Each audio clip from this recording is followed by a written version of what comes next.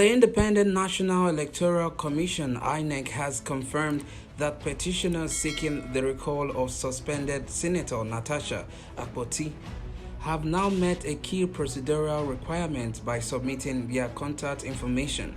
This development marks a significant step in the recall process and could determine the senator's political fate in the coming weeks.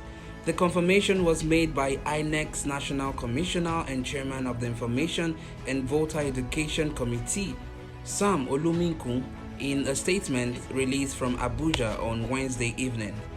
This comes just a day after INEC had flagged the recall petition for failing to meet its guidelines due to the lack of contact details for the petitioners.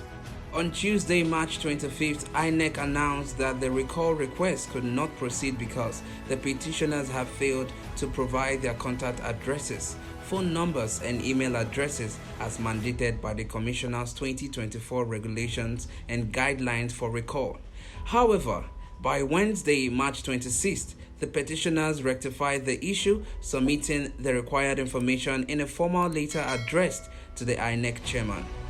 With this correction, INEC has now sent an official notification to Senator Akpoti, informing her of the petition seeking her removal from office. A copy of the notification has also been sent to the Senator's presiding officer and published on the Commissioner's website, ensuring transparency in the process. The next stage of the recall process will be the verification of signatures submitted by the petitioners. INEC must confirm that more than half of the registered voters in Kogi Central Senatorial District, over 50%, have signed the petition for it to be valid. This verification process will take place in the coming days, and its outcome will determine whether the recall effort moves forward. Meanwhile, the suspended senator has fiercely criticized INEC's handling of the recall petition.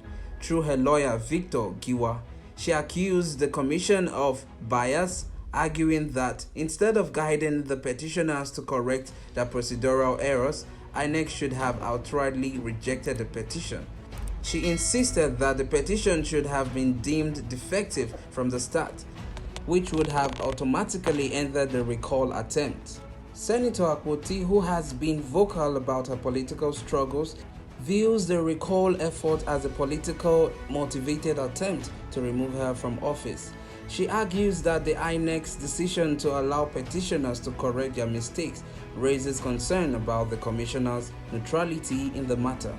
As this high-stakes political battle unfolds, the recall process is now in motion, and the results of INEC's signature verification will be crucial in determining whether the senator remains in office or faces an official recall election. What are your thoughts on the unfolding situation? Do you think the recall process is fair? Share your options in the comments below. Confidence in her because of her gross misconduct in the Senate that led us to a 6-month suspension where Kogi Central will not be represented at the National Assembly, the Senate arm. So we have come to recall her back so that we can have a representative in the Senate, because as a people, we cannot afford not to have a representative in the Senate arm for another 1 year.